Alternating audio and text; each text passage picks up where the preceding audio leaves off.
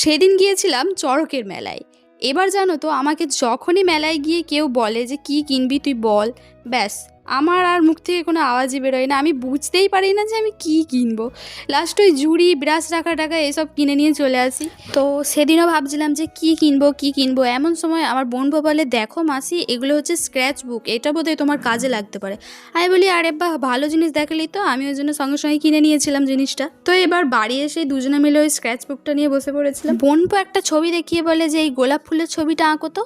ও মা, দেখি কি সুন্দর এদিক ওদিক দিয়ে নানা রকম কালার বেরিয়ে আসছে। কই আমাদের সময় তো বাপু এইসব ছিল না।